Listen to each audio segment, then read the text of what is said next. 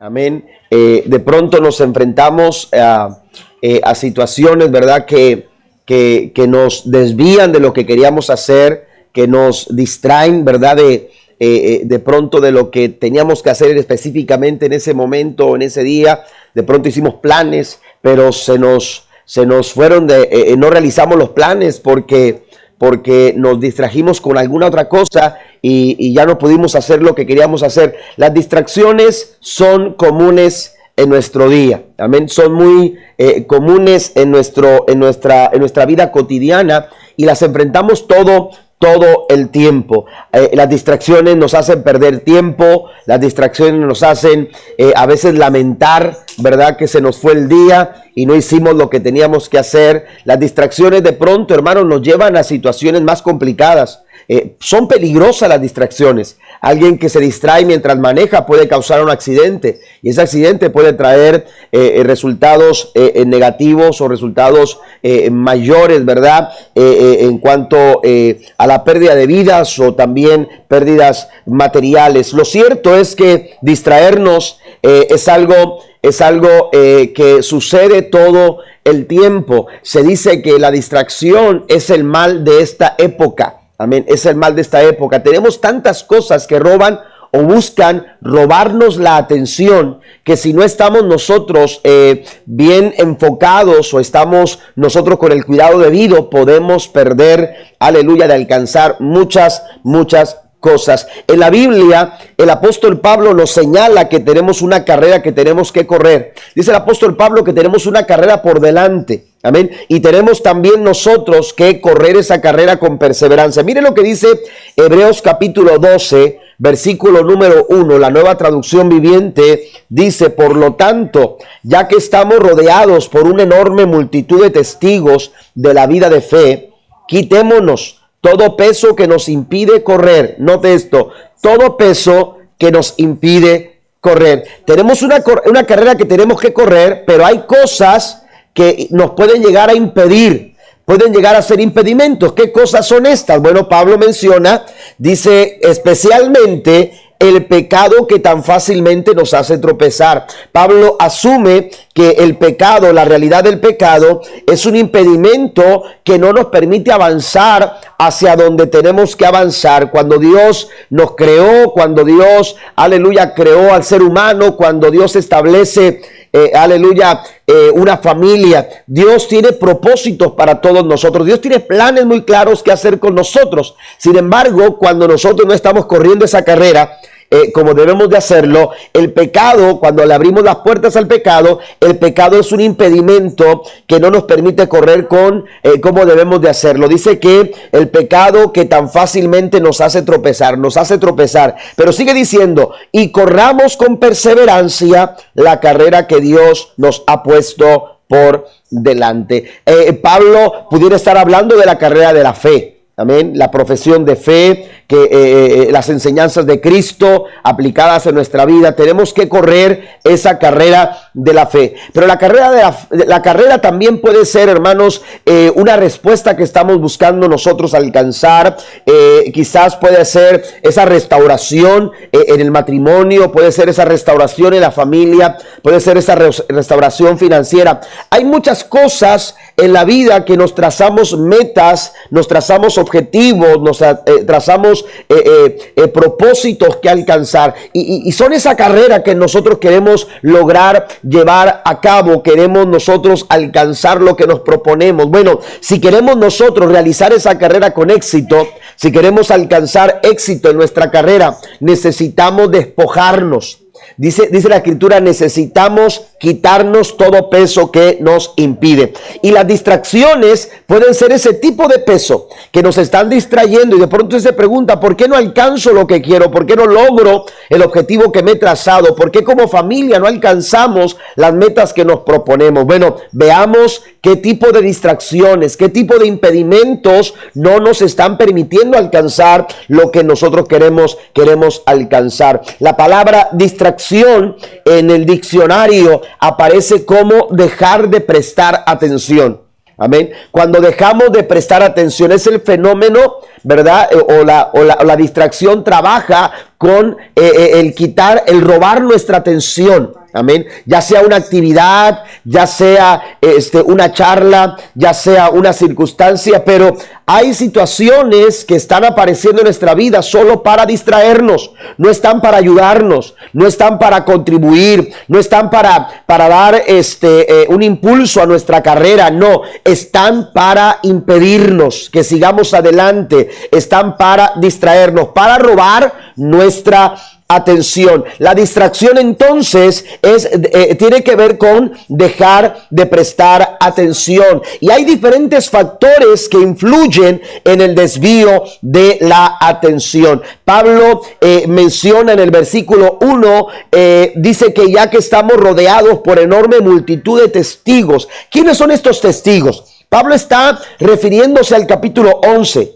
Pablo acaba de terminar de cerrar un capítulo en el capítulo 11, en el que él menciona a diferentes personajes que, de acuerdo a los propósitos que Dios tenía para realizar con ellos, ellos corrieron y alcanzaron la carrera que se les trazó. Ellos alcanzaron a realizar los planes de Dios para su vida. Y entonces Pablo los menciona como testimonio. Pablo los menciona como testimonio de que nosotros también, al igual que ellos, podemos alcanzar a realizar los planes y los propósitos que Dios tiene para nuestra vida. Seguramente Abraham, seguramente Noé, seguramente Enoc, seguramente Abel, Sara, Moisés, Josué, también enfrentaron diferentes tipos de distracciones, pero tuvieron que mantener el enfoque, tuvieron que mantener su atención hacia donde ellos querían llegar. Tenemos que analizar nosotros las circunstancias y las situaciones que se presentan en nuestra vida. A veces son oportunidades, amén, que de pronto uno dice, esta es la oportunidad que estaba esperando. Bueno, veamos o analicemos esa oportunidad o ese momento que se presenta. Analicemos, aleluya, esto a través de una pregunta y preguntémonos si la oportunidad o el momento que estamos viviendo nos va a llevar a donde queremos, si nos va a llevar a donde queremos llegar, si queremos nosotros alcanzar la restauración de nuestro matrimonio. Bueno, esta situación nos va a llevar a alcanzar esa restauración. Si yo quiero tener una salud financiera, bueno, esta situación, esta decisión, este momento que estoy viviendo ahora mismo me va a llevar a la salud financiera, a la salud, a la estabilidad económica que estoy buscando como persona o como familia. Tenemos que ver las cosas de esta manera, porque si no, todo lo que está pasando, si no es así, entonces es una distracción. Entonces lo que quiere es robar nuestra atención del propósito al cual Dios quiere que nosotros nos dirijamos. La Biblia entonces nos presenta a los personajes del capítulo 11 como una multitud de testigos de la fe, de que se puede llegar a la meta, de que se puede alcanzar, aleluya, el propósito de Dios para nuestra vida y para los nuestros, sin distracciones. Aquellos que se emprenden en esta carrera de la fe no se pueden quedar en el camino ni pueden abandonar la carrera. Por eso dice el apóstol Pablo, corramos con perseverancia la carrera que Dios nos ha puesto por delante. También Pablo menciona en Hebreos capítulo 10, versículo 39, dice, pero nosotros no somos de los que se vuelven atrás y acaban por perderse, sino de los que tienen fe y perseveran su vida. Pablo, aleluya, entiende que hay peligros cuando nos distraemos, cuando nos desviamos, cuando perdemos de vista el plan y el propósito de Dios para nuestra vida. Pero Pablo entiende su posición y él dice, nosotros no somos, amén, de los que se distraen. No somos de los que quitan su atención, aleluya, del propósito. No somos de aquellos, aleluya, que se desvían fácilmente. Nosotros somos de los que perseveramos. ¿Cuántos dicen amén a esto?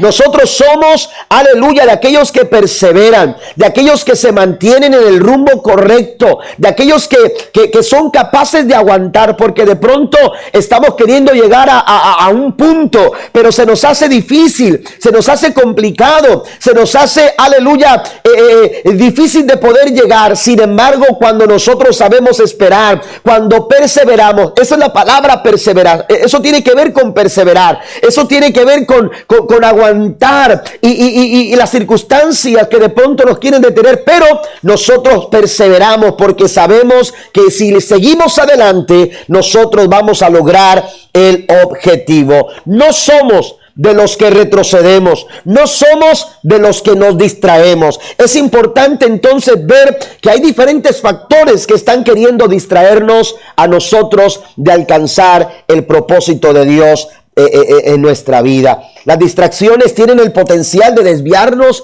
de nuestro objetivo. Primera Corintios capítulo 10 versículo 12 dice: si ustedes piensan que estar firmes, tengan cuidado de no caer. Si ustedes piensan que están firmes, usted puede tener un ministerio, usted puede tener un liderazgo dentro de la iglesia, puede estar desempeñando un liderazgo en la iglesia, usted puede tener, aleluya, estabilidad familiar. Pues el Señor dice aquí: si tú piensas que estar firme, si tú piensas que todo está bien, lo que tienes que hacer es prestar atención, tener cuidado, miren que no caiga, tenga cuidado. Esto tiene que ver con prestar atención, esto tiene que ver que no nos podemos distraer. Si usted quiere seguir teniendo esa estabilidad familiar, si usted quiere tener mantener ese trabajo que le está dando buenos resultados, que le está ayudando a realizar sus planes y alcanzar sus metas, usted necesita prestar atención. Usted no puede distraerse, usted no puede perder de vista, aleluya, el enfoque, aleluya. Necesitamos prestar atención, pero hay factores que quieren robar nuestra atención, amén. Te quieren robar la atención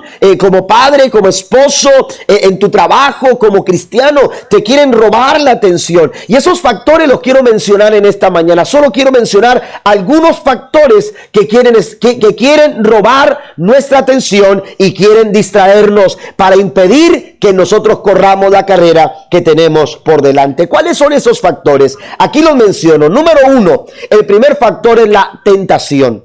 El primer factor que busca y que aparece en nuestras vidas para distraernos es la tentación. La tentación es una forma de distracción que busca alejarnos de los propósitos que Dios ha trazado para nuestra vida y para los tuyos. Tenemos que estar alertas, hermanos, a esta estrategia que el enemigo utiliza, aleluya, para desviarnos de la carrera, para llevarnos por un camino equivocado, para llevarnos por un sendero equivocado. La tentación apareció en la vida del hombre desde el principio de los tiempos. Usted va a Génesis, en el huerto del Edén, aleluya, está Adán y Eva, y la Biblia dice que aparece, aleluya, Satanás, aquella serpiente astuta, y empieza a ejercer presión, Dice el apóstol Pablo: despojémonos de todo peso. Amén. Despojémonos de toda presión, aleluya, que busca ejercerse sobre nosotros. Si tú quieres correr la carrera y tú quieres llevar adelante la carrera, tú necesitas aligerarlos. Hoy en día los atletas, hermanos, están beneficiándose con muchas cosas que tienen que ver con aligerar el peso. Por ejemplo, los materiales de su vestuario, de su equipo, ¿verdad? De vestuario, para poder correr, hermanos, los materiales son cada vez más ligeros. Amén. Que ayudan, hermanos, a que, por ejemplo, el sudor no sea un peso y no sea un factor que impida, aleluya, o que le reste velocidad, o que provoque cansancio, o que provoque mayor fatiga. Ellos están sacando, aleluya, ventaja cuando empiezan a aligerar su carga. Esto es lo que dice el apóstol Pablo. El apóstol Pablo dice que la respuesta está en aligerar nuestra carga. Y él dice: para esto tienen que despojarse. Es una acción que amerita una decisión personal. Tú tienes que decidir de forma personal de quitarte ese peso que está ejerciendo presión en tu vida espiritual, en tu vida familiar, en tu vida, en cualquier área de tu vida. Entonces el apóstol Pablo menciona esto, y en referencia a la tentación encontramos que la tentación vino a ejercer presión. Vino a ejercer presión para la toma de malas decisiones, vino a ejercer presión en la vida de Adán y en la vida de Eva. Y lo mismo sucedió con el caso de Jesús. Si usted va a Mateo 4 y Lucas 4, se dará cuenta que Jesús también fue tentado. Amén. Jesús también recibió esta presión. Satanás también vino a ejercer presión en la vida de Cristo. ¿Para qué? Para desviarlo de su propósito, para desviarlo del camino y de su carrera que tenía que ver, hermanos, con la redención de este mundo, pero no lo logró. Aleluya. Pero Cristo también fue tentado. De pronto usted dice: pastor, es que yo soy tan santo que a mí no me tienta el enemigo. Amén. Conmigo Satanás no se mete porque yo soy tan espiritual, porque yo tengo tanta santidad. Créamelo, todos estamos expuestos a la tentación. Todos estamos expuestos a la tentación. La tentación no es pecado. Ser tentado no es pecado. Cristo fue tentado, pero la Biblia claramente dice: fue tentado en todo, pero no se halló en él pecado.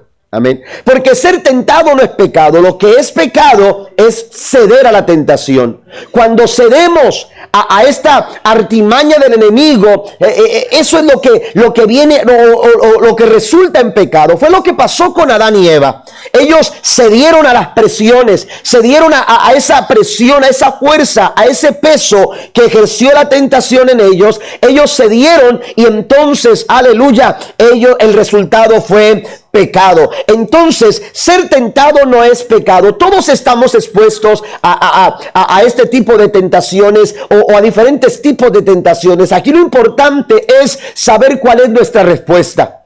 ¿Cuál será nuestra respuesta? Amén.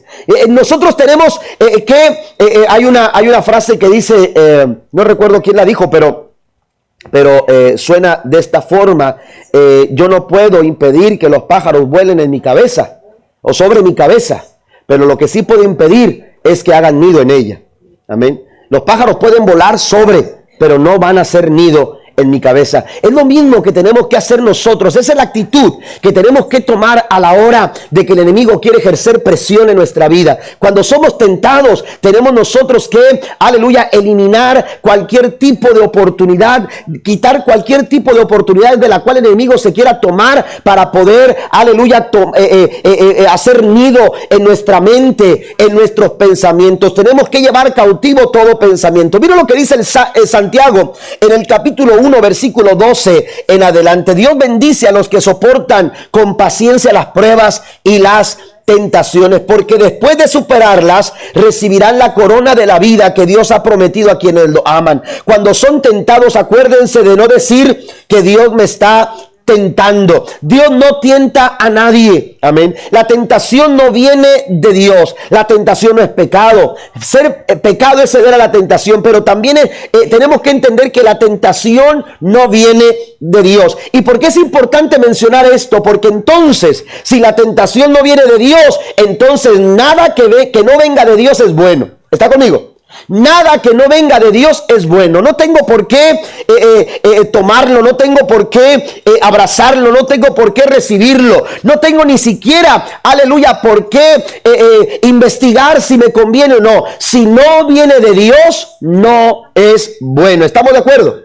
Si no viene de Dios, entonces no hay oportunidad en mi corazón, no hay lugar en mi corazón para ese pensamiento o para esa acción o para esa conducta. Amén, que se me propone realizar. Tenemos nosotros entonces que entender que la tentación no viene de Dios. Verso 14 dice: la tentación viene de nuestros propios deseos, los cuales nos seducen y nos arrastran. De esos deseos nacen los actos pecaminosos, y el pecado, cuando se deja crecer, da a luz la muerte. Amén. Entonces la tentación trabaja con aquellas áreas vulnerables de nuestra vida.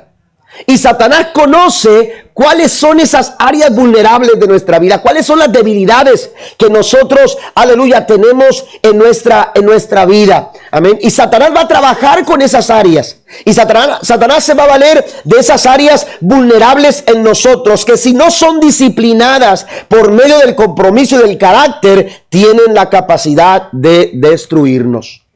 Usted va a Génesis capítulo 3 y se dará cuenta que cuando Satanás empieza a trabajar la mujer, el verso número 6 dice la Nueva Traducción Viviente, dice que vio, dice que el fruto era bueno para comer y tomó de su fruto. Amén. Fíjese bien cómo trabaja el enemigo. Cómo trabaja el enemigo. Despertó en aquella mujer, hermanos, una atracción, una seducción hacia el fruto de aquel árbol que Dios les había dicho que no podían comer. Amén. Que no podían comer. Pero ¿qué sucede? Satanás, hermanos, trabaja seduciendo nuestros pensamientos. Trabaja en nuestra mente.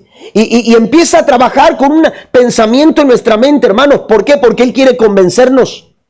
Si usted se da cuenta, Dios les dijo a ellos, no pueden comer de ese fruto, de cualquier otro fruto pueden comer, pero del árbol del bien y del mal no comerán, porque el día que comieren van a morir. Y eso lo sabía Adán, y eso lo sabía Eva. Sin embargo, usted va al versículo 6 del capítulo 3 de Génesis, y la Biblia dice, la Nueva Traducción Viviente dice que convenció a la mujer. La mujer estaba convencida. Cuidado cuando razonamos posibilidades que están fuera de los planes de Dios. Cuidado cuando empezamos nosotros a buscarle lógica a través de excusas o empezamos a buscar, aleluya, de alguna manera argumentos que nos ayuden a pensar que podemos hacer algo, aleluya, cuando ese algo está fuera de los estatutos de Dios, está fuera de los mandamientos de Dios, está fuera de las enseñanzas que Cristo nos dejó en su palabra. Tengamos cuidado, porque lo que quiere el enemigo es convencer nuestros pensamientos. Amén. Es convencer que lo que estoy haciendo está bien. Que lo que estoy haciendo o lo que termino haciendo, aleluya, de alguna manera se puede excusar o de alguna manera se puede validar. Tenemos que entender que la Biblia nos dice que aquel que sabe hacer lo bueno y no lo hace, la Biblia dice es pecado. ¿Está conmigo? Amén. Tenemos nosotros entonces que cerrarle las puertas a este tipo de distracciones. La tentación es una distracción. La Biblia nos dice en 1 de Juan capítulo 2 versículos 16 y 17, porque todo lo que hay en el mundo, los deseos de la carne, los deseos de los ojos y la vanagloria de la vida, no provienen del Padre sino del mundo. Vuelvo a recalcar esto: si no viene de Dios, no es bueno. Amén. Si no viene de Dios, no es bueno. Dice, y el mundo pasa y sus deseos, pero el que hace la voluntad de Dios, ese permanece para siempre. Amén. Me gusta cómo concluye el verso 16 de Santiago capítulo 1. Santiago capítulo 1 dice, así que no se dejen engañar, mis amados hermanos. La recomendación de Pablo, si usted nota en el versículo 12, dice, Dios bendice a los que soportan la tentación. Y después termina diciendo en el verso 16, así que debido a eso, debido a lo anterior, debido a lo que les he escrito de la tentación, no se dejen engañar, porque la tentación nos distrae y no nos permite alcanzar el propósito de Dios. Número 2, la segunda cosa, hermanos, es el placer. El segundo factor de distracción, hermanos, aleluya, es el placer. Amén. Nuestro propio gusto puede distraernos de hacer aquello que es lo correcto. Nuestro propio gusto. Mire, en la Biblia nos encontramos, aleluya, a hombres como Sansón, que por el placer dejó de hacer la voluntad de Dios. Amén. Ahorita vamos a hablar un poquito más de eso. Pero nos encontramos, hermanos, que por el placer podemos dejar de hacer lo que es correcto, podemos dejar de alcanzar a realizar la voluntad de Dios en nuestra vida. El caso de Sansón, Neftalí nos predicaba el martes algo sobre de esto y lo mencionó. Él fue a esta referencia que yo también quiero compartir con ustedes. Solamente voy a mencionar algunas cosas, pero si usted va a la Biblia, en Números capítulo 6, usted puede leer hasta el verso 21, hay un voto que Dios había establecido, era un compromiso, el voto nazareo. El voto nazareo, amados hermanos, establecía algunos requerimientos para aquellos con los cuales Dios hacía este compromiso. Y Sansón, en el capítulo número 14, hermanos, encontramos a Sansón, capítulo 13, 14, encontramos a Sansón, hermanos, cómo Dios trabajó con sus padres y cómo Dios estableció y le dijo claramente a sus padres: él va a ser nazareo. Él va a ser apartado. Él tiene un compromiso conmigo. Y Dios estableció la pauta de aquellos hermanos que hacían este voto de compromiso. Y entonces Sansón era un hombre que tenía un compromiso con Dios y era el voto nazareo. Y la Biblia ahí nos dice en Números capítulo 6 que una de las cosas que tenía que ver con este voto era que estas personas que habían hecho este compromiso con Dios no podían tocar cuerpo que estuviera muerto. Ningún cuerpo muerto, ya sea de una persona o de algún animal. Ellos no podían acercarse, aleluya, a algún cuerpo que estuviera sin vida. Sin embargo, cuando vamos a Jueces, en el capítulo 14, versículo 8, dice la Biblia: y volviendo después de algunos días para tomarla, dice, se apartó del camino para ver el cuerpo muerto del león. Un león que él había matado. Usted lo puede ver en los versos anteriores al verso 8. Amén. Un león que él había matado. Dice que él se apartó del camino para ver el cuerpo del león que estaba muerto. He aquí que en el cuerpo del león había un enjambre de abejas y un panal de miel. Mire que el placer no tiene que ver solamente con asuntos de inmoralidad sexual o cosas como esas. La comida también es un placer. ¿A cuánto nos gusta comer? Ahora, ¿cuánto nos gusta comer de más? Amén. Pero a veces comemos de más. Porque no por necesidad. Ya no tenemos hambre, pero estaban tan buenos los frijoles que agarré una tortilla de harina y delicioso, ¿verdad?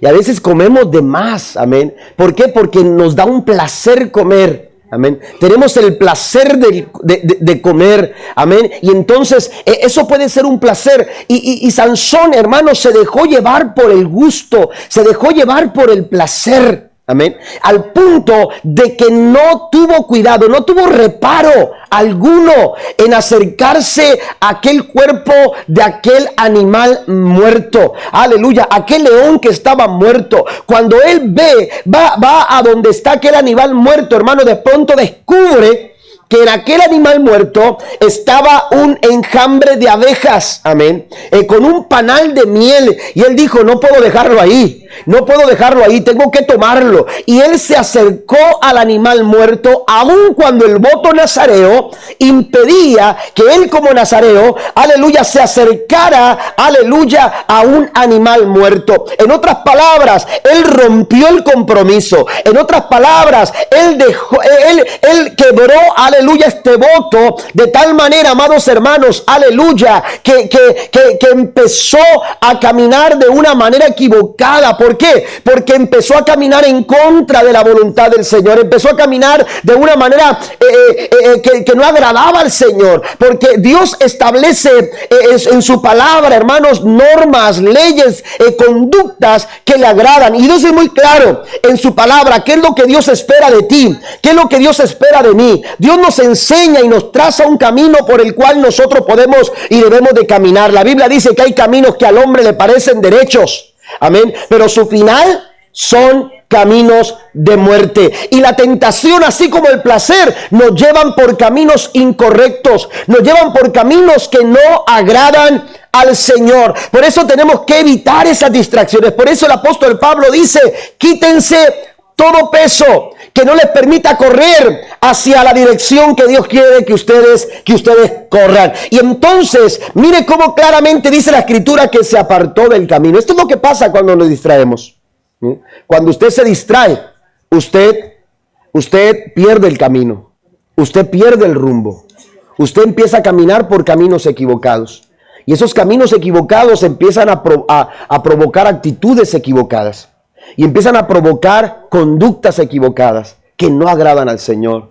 Dios dice en su palabra: si tú permaneces en mí y mi palabra permanece en vosotros. Y usted lee eso una y otra y otra vez, porque el plan de Dios es que nosotros, aleluya, prestemos atención, aleluya, a sus propósitos, pongamos atención a caminar de acuerdo a su voluntad. Sansón no tenía por qué terminar sin ojos. Porque si usted ha leído la historia de Sansón, Sansón terminó, aleluya, ciego. Sansón terminó siendo un esclavo. Ese no era el pensamiento de Dios. El pensamiento de Dios no es tu ruina. El pensamiento de Dios no es tu fracaso. El pensamiento de Dios, aleluya, no es tu derrota. Dios no quiere que estés enfermo. Dios no quiere que estés, aleluya, batallando con tus finanzas. Dios no quiere que estés batallando con tu familia. Dice el Señor, yo tengo pensamientos de bien y no de mal. ¿Cuántos dicen amén a esto?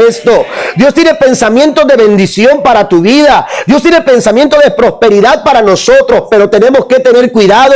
No podemos distraernos. ¿Está conmigo? No podemos perder el rumbo, porque nos podemos perder la bendición de alcanzar aquello por lo cual hemos sido alcanzados. ¿Está conmigo? Amén. Tenemos nosotros, hermanos, que poner atención, prestar atención.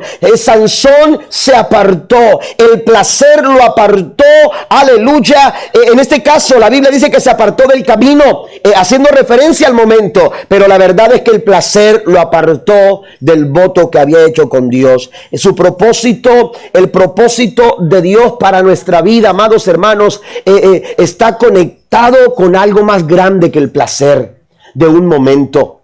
El propósito que Dios quiere realizar contigo va más allá de un momento de placer. El propósito que Dios quiere cumplir en nuestra vida, amados hermanos, es eterno. ¿Cuántos dicen amén? Es eterno. Dios tiene planes maravillosos para nosotros y no podemos perderlo de vista. Número 3, también, hermanos, están las emociones. También las emociones.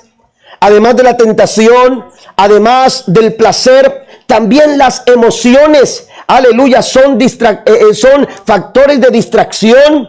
Aleluya, si no tenemos el cuidado, si no estamos enfocados en los propósitos del Señor. ¿Qué son las emociones? Cuando usted va al diccionario se va a dar cuenta que a veces nosotros manejamos los sentimientos de la misma manera, o pensamos que los sentimientos son lo mismo que las emociones. Pero cuando usted va al diccionario se va a dar cuenta que sentimientos y emociones son completamente dos cosas diferentes. Amén. Aunque para nosotros posiblemente tengan mucho parecido, la verdad es que los sentimientos y las emociones tienen muchas cosas que los diferencian. Una de esas cosas, hermanos, mire cómo define el diccionario los sentimientos. Los sentimientos se definen como un estado afectivo del ánimo. Amén. Un estado afectivo del ánimo. Amén. Esos son los sentimientos. Pero las emociones son una alteración del ánimo. Amén. Mientras que los sentimientos son un estado. Amén. Un estado. Habla de permanencia. Habla de permanencia. Y esto es algo que también diferencia entre los sentimientos y las emociones, porque los sentimientos pueden ser duraderos. Amén. Y las emociones no.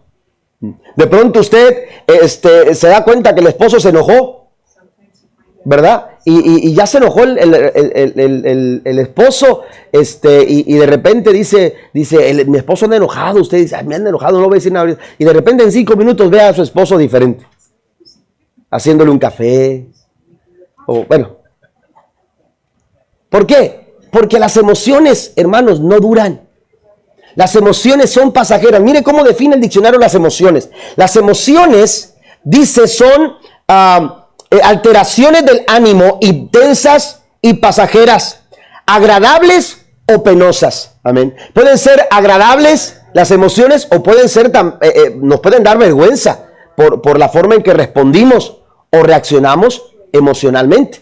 Entonces, ya hay una diferencia, hermanos, marcada en cuanto a los sentimientos. Los sentimientos son duraderos o más duraderos, y las emociones son alteraciones de ánimo que son pasajeras. Pero tanto Dios nos dio la capacidad de sentir, ¿verdad? De crear sentimientos, así como también nos dio la capacidad de sentir emociones. Y tanto los sentimientos como las emociones nos van a acompañar en este viaje de la vida. Amén. Nos van a acompañar en este viaje de la vida. Sin embargo, lo que nosotros tenemos que entender es que no podemos basar nuestra forma de caminar, no podemos basar nuestra forma de conducirnos de acuerdo a nuestras emociones, porque entonces nosotros vamos a ser inestables.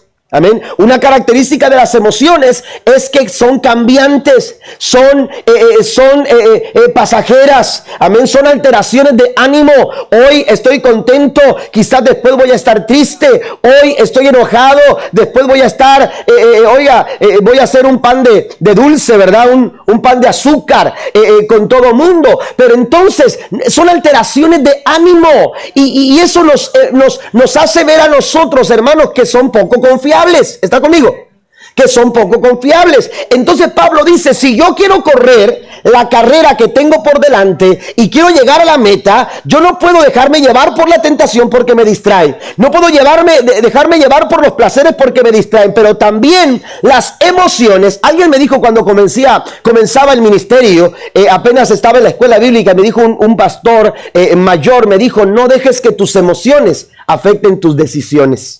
Amén. Y eso me ha servido mucho. Amén. Eso me ha servido mucho a mí.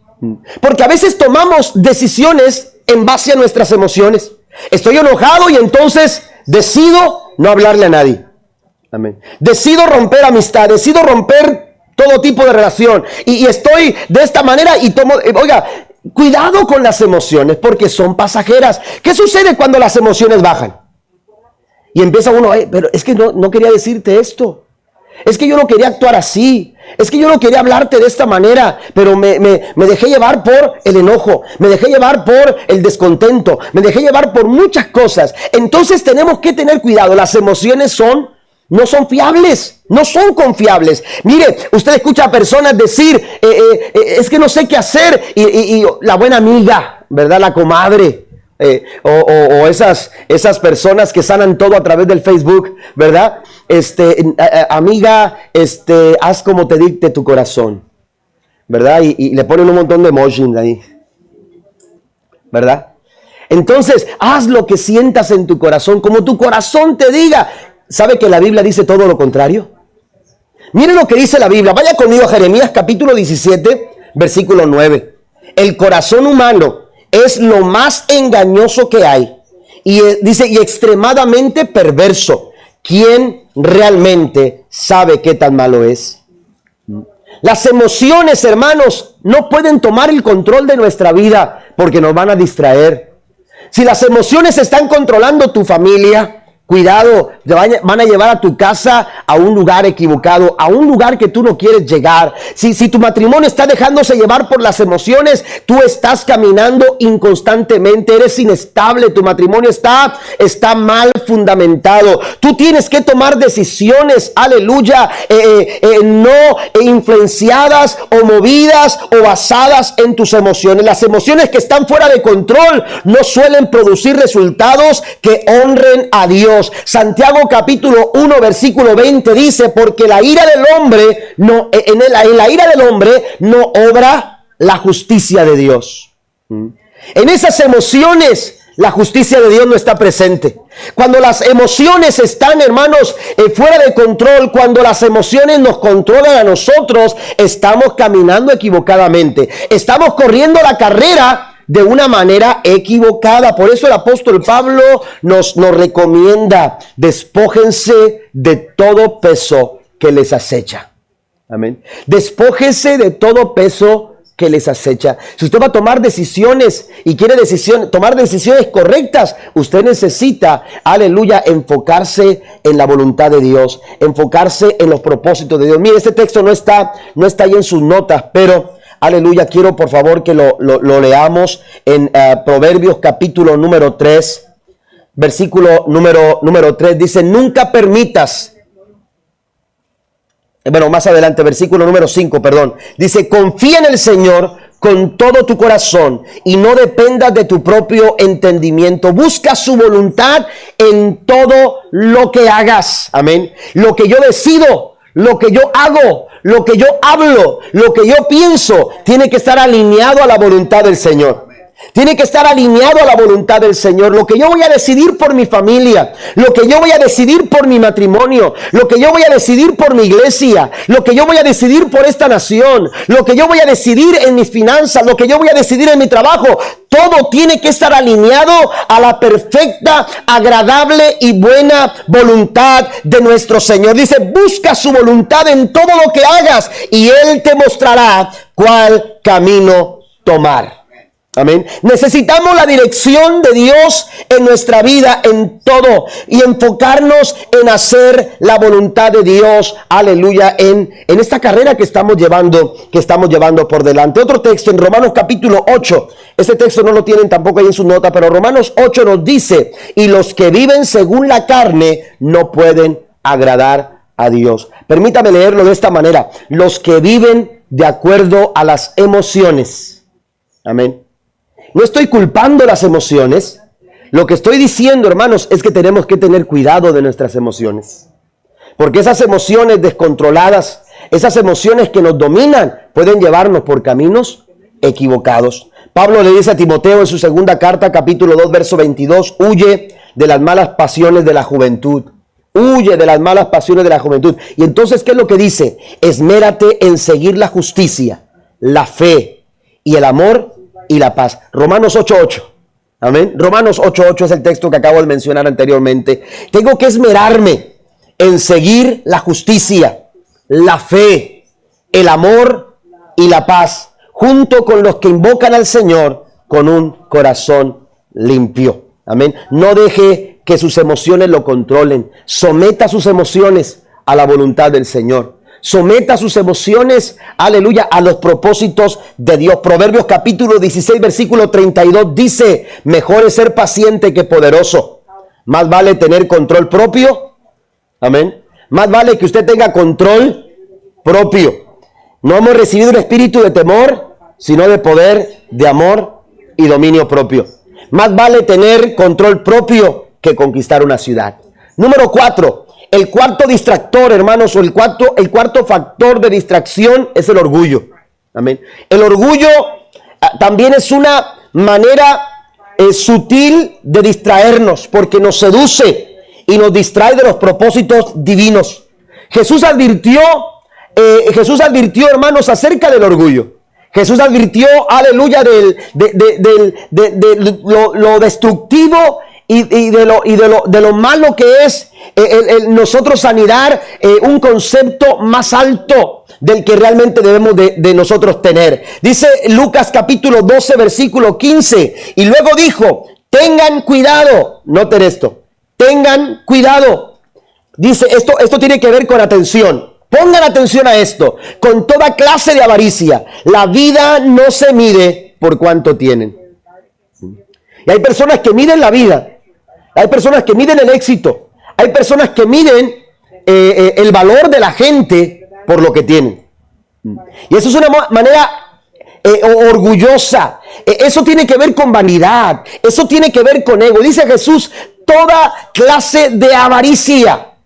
La vanidad, el orgullo, el ego, hermanos, tiene que ver con avaricia. Es una naturaleza avara. Amén. Y nos desenfoca del propósito de Dios. Por eso tenemos que eliminar, dice Pablo, quítense, despójense, desháganse de todo peso que les asedia. Y el orgullo puede ejercer demasiado peso en nuestro corazón y nos puede llevar por un camino equivocado. Es lamentable, hermanos, que nos encontremos a personas que midan el valor de la gente, aleluya, o se sientan, aleluya, con una mayor autoridad o se sientan más que otros por lo que tienen. Amén. Y eso es algo que desagrada al Señor. Es algo que no agrada a Dios. Sansón, lo mencionaba hace unos momentos en otro de los puntos, pero hay personas que desarrollan el mismo síndrome de Sansón. Amén. Sansón, el síndrome de Sansón es el sansonitis.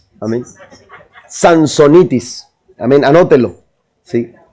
El sansonitis es un síndrome, hermanos. Mire, Sansón se acostumbró tanto a su fuerza que pensó que su fuerza residía en sus trenzas. Amén. Pensó que que su fuerza residía en sus trenzas. Oiga, y cuando pensaba en esto, me imaginaba a Sansón haciéndose la trenza. Está por allá, ¿no? ¿Me entiende? Imagínenselo. ¿Por qué? Porque él se acostumbró tanto a su fuerza que llegó a pensar, hermanos, que ahí estaba toda su fuerza. Amén. Ahí estaba la fuerza, ahí estaba la fuerza. Y oiga, y la volteaba, ¿no? Para un lado y luego para otro, la trenza así. Imagínenselo. Orgulloso, vanidoso. Amén. Con un egoísmo terrible, porque se sentía tan fuerte que no había quien tuviera la fuerza que él tenía. Mire, se ofuscó tanto con esto, amados hermanos, que perdió de vista lo que era real, lo que era verdadero. Al punto que cuando Sansón se vio en problemas después de haberle declarado a Dalila su secreto, la Biblia dice: me levantaré otra vez. Amén. Así lo dijo él. Me voy a levantar. Y mire, aunque usted podrá decir, pastor, pero es que le cortaron el cabello, ¿cómo podía pelear? La Biblia no dice que le cortaron. Después de esto, la Biblia no dice que Sansón no pudo pelear con ellos porque le cortaron el pelo. Mire lo que dice el texto. La Biblia dice literalmente, dice que cuando Dalila le dijo: Sansón, los filisteos contra ti, dijo Sansón: me levantaré otra vez. Amén. Y los voy a destruir otra vez. Pero dice literalmente la Biblia que Sansón no se había dado cuenta, no que no tuviera pelo. Dice, no se había dado cuenta que el Espíritu de Dios ya no estaba con él. Eso es lo que hace el orgullo. El orgullo pone tu mirada en el lugar equivocado. El orgullo pone tu mirada en un lugar, aleluya, irreal, en una situación, hermanos, que se desvanece en cualquier momento. Sansón quitó su mirada del lugar correcto. ¿Cuál es el lugar correcto? Dice Pablo a los hebreos en el capítulo 12, versículo 2: puestos los ojos en Jesús. ¿Por qué? Porque Él es el autor y Él es el consumador de la fe. Den un aplauso al Señor esta mañana. Usted no puede quitar su mirada de Cristo. Si usted quiere ser un victorioso, si usted quiere ser un vencedor, si usted quiere levantarse de la situación en la que usted está, si usted quiere alcanzar a realizar la carrera de su vida, usted necesita tener presente algo: mirar a Cristo. Y cuando usted lo mira a Él, la Biblia dice que los que miraron a Él fueron alumbrados y sus rostros no fueron avergonzados. No nos equivoquemos, el orgullo nos dirige a un lugar incorrecto porque nos hace mirar hacia el lado equivocado. Amén. Nos empezamos a ver hacia nosotros mismos y dejamos de ver a Dios. Amén. David decía: alzaré mis ojos a los montes. ¿De dónde vendrá mi socorro? Mi socorro viene de Jehová. Él hizo los cielos y la tierra. ¿Sabe cuál es el problema del orgullo? Mire, el orgullo es destructivo, es dañino. Amén. Si gusta notar esto. Mire, el orgullo, según la Biblia, causa división. Santiago capítulo 4, versículo 5. ¿Dónde comienzan las guerras? ¿Dónde comienzan los pleitos? Es en vuestras pasiones. Amén. Es en vuestras envidias, dice, en el orgullo. Ahí comienzan los problemas y los conflictos en el matrimonio. Aleluya.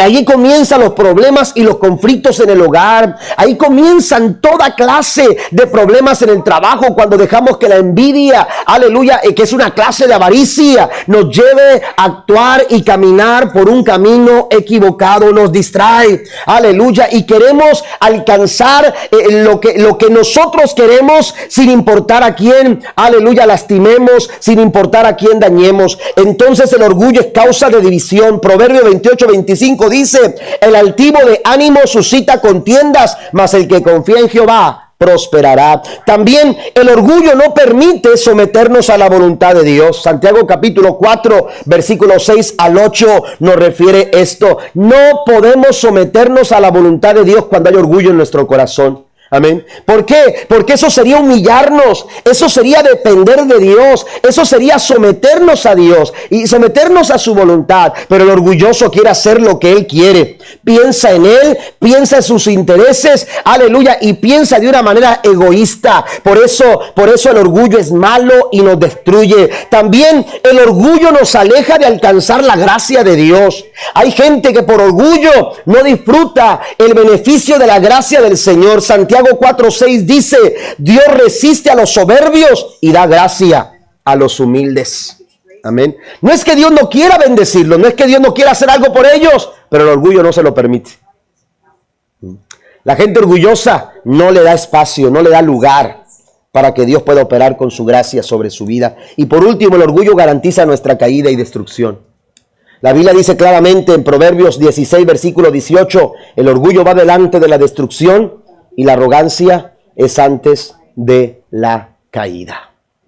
Eliminemos el orgullo, porque es un peso que nos asedia y no nos permite correr la carrera como debemos de hacerlo. Número 5, voy más adelante, las preocupaciones. Las preocupaciones, iglesia, también son un distractor, también son un factor de distracción, aleluya, para dejar de alcanzar y de correr la carrera que tenemos por delante. Hemos dicho en otras ocasiones que las preocupaciones, amados hermanos, son inútiles. Es inútil preocuparse. ¿Por qué hablo de que es inútil? Porque no nos ayuda en nada. Una preocupación no resuelve problemas. Por más que te preocupes, no vas a resolver los problemas. Preocuparse, hermanos, no logra nada. Solo te quita el sueño, te sobrecarga, pero la verdad es que no resuelve absolutamente nada. Los psicólogos dicen que las preocupaciones del ser humano, el 97%, no tienen sentido. No tiene sentido, es perder el tiempo. El 97% de las cosas que las personas dicen que les preocupan no tienen sentido. ¿Por qué? Porque ellos mencionan que de ese 97%, las preocupaciones tienen que ver o con cosas del pasado. Usted ya no puede regresar al pasado para cambiar las cosas del pasado. Pero la gente se está preocupando por cosas que no puede cambiar porque están en el pasado. Amén. Y está mortificado y está preocupado por algo que ya no se puede cambiar, pero que te está afectando tu presente. Amén. Pero no solo eso, dentro de ese 97% no se tiene sentido en las preocupaciones. ¿Por qué? Porque o si bien unas tienen que ver con el pasado, otras tienen que ver con el futuro. Y no tiene sentido porque nadie nos garantiza que van a suceder. Nosotros tenemos una imaginación tan fuerte, ¿verdad? Tenemos tanta imaginación que de pronto, hermanos, algo puede llevarnos a caminar en la imaginación y ver nuestro mañana de una manera, casi establecido en nuestra mente. Y entonces nos preocupamos por lo que pueda pasar mañana. Nos preocupamos por si esto, nos preocupamos por si aquello, por si sucede aquello, porque si sucede el otro, porque sea. Y estamos tan preocupados por cosas, es más, ni siquiera el mañana lo tenemos garantizado. Nos estamos preocupando por un mañana que no sabemos si va a llegar. Dios dice en su palabra, ¿por qué te preocupas por el mañana? ¿Por qué estás pensando en el mañana? ¿Quién te garantiza que tienes el mañana? ¿Qué es vuestra vida? Dice el Señor, es como neblina que por un momento está y después se desvanece. Estamos ahora. Ahora, los psicólogos dicen que es el 97% ese que no tiene sentido, nuestras preocupaciones. Pero hay un 3% que ellos dicen que realmente son cosas que tienen sentido. Según los psicólogos, ellos dicen que solamente el 3% de las preocupaciones del ser humano tienen sentido. Pero yo quiero decirle a usted que a pesar de que hay un 3%, el Señor nos puede dar la tranquilidad que necesitamos. ¿Sabe por qué? Porque el Señor dice en su palabra, en Primera de Pedro, capítulo 5, verso 7, pongan todas sus preocupaciones y ansiedades en las manos de Dios. Amén. A lo mejor usted tiene algunas cosas que le están preocupando.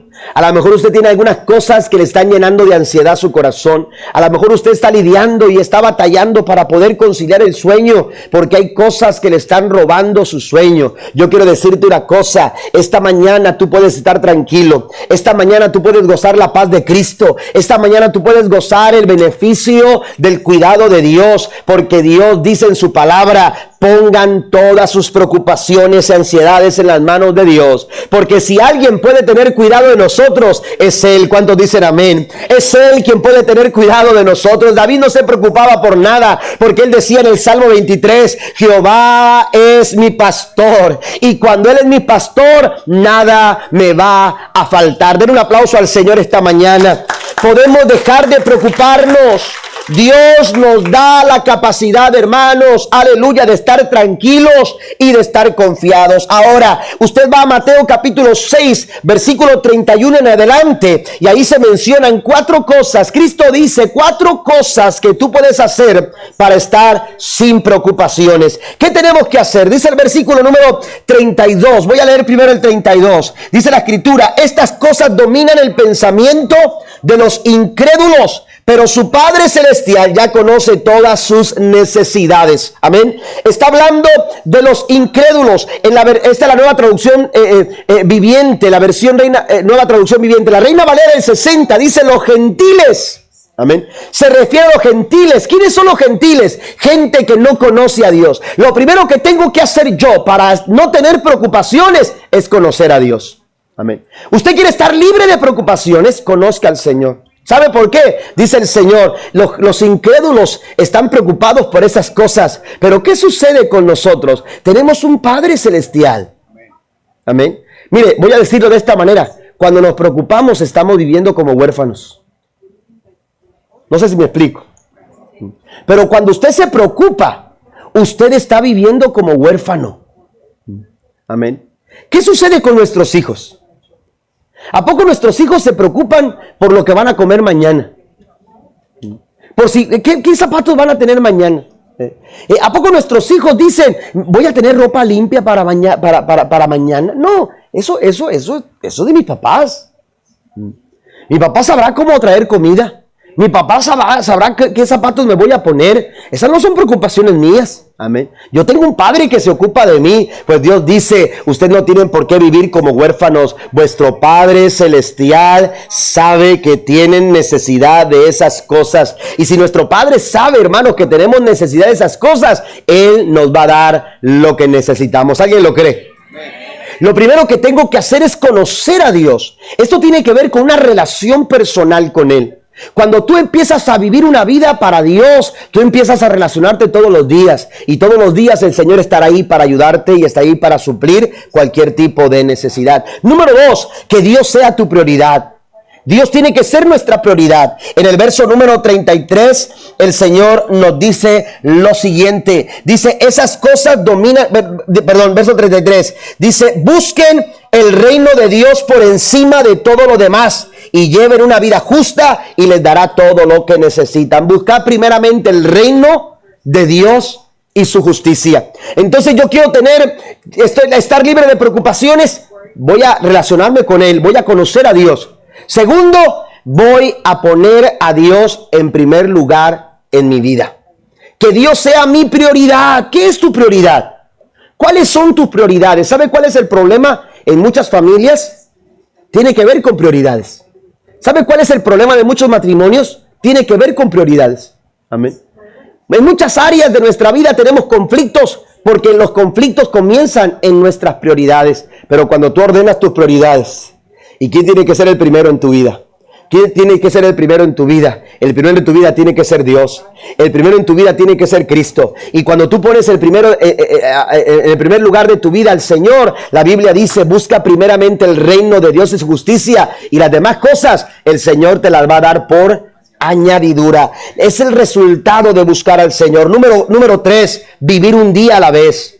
Amén. Tenemos que vivir un día a la vez. El versículo 34 nos dice así, que no se preocupen por el mañana, porque el día de mañana traerá sus propias preocupaciones. Los problemas del día de hoy son suficientes para el hoy. Amén. Vamos a hacerlo, vamos a caminar un día a la vez. Amén.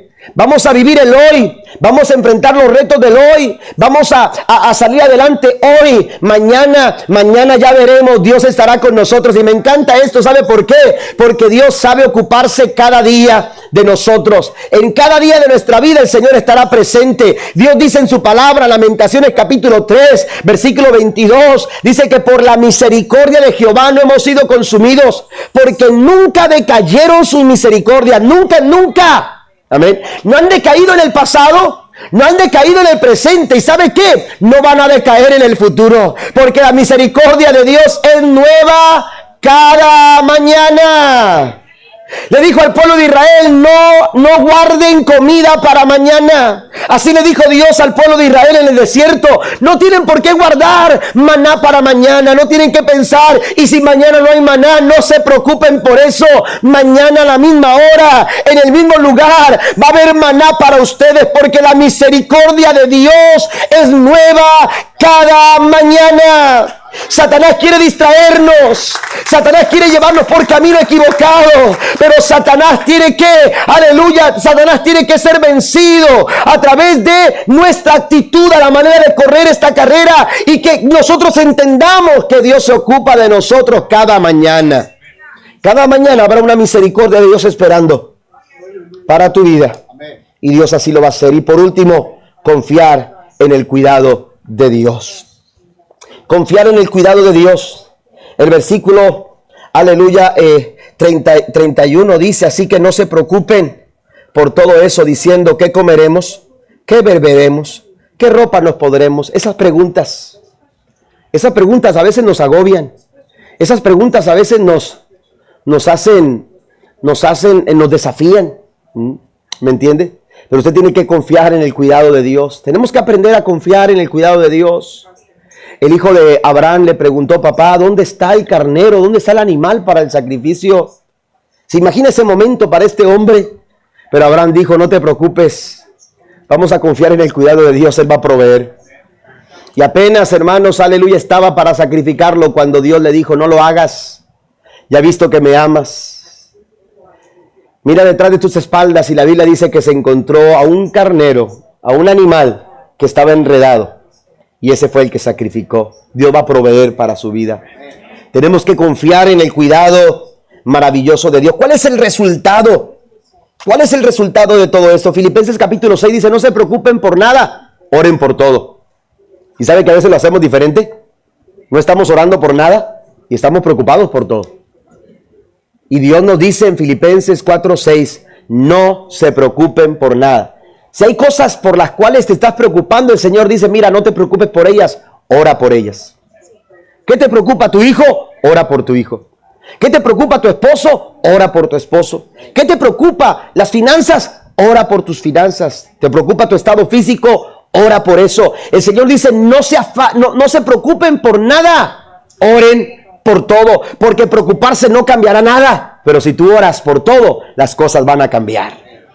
¿Cuál es el resultado? Verso 7. Así experimentarán la paz de Dios que supera todo lo que podemos entender. La paz de Dios cuidará su corazón y su mente mientras vivan en Cristo Jesús. Y por último, hermanos, la sexta distracción es el pasado. Tu pasado puede ejercer presión, puede ser un peso que te asedia y que no te permite avanzar en la carrera que tienes por delante. Amén. A veces el pasado, hermanos, no nos está permitiendo avanzar. Estamos con remordimientos del pasado.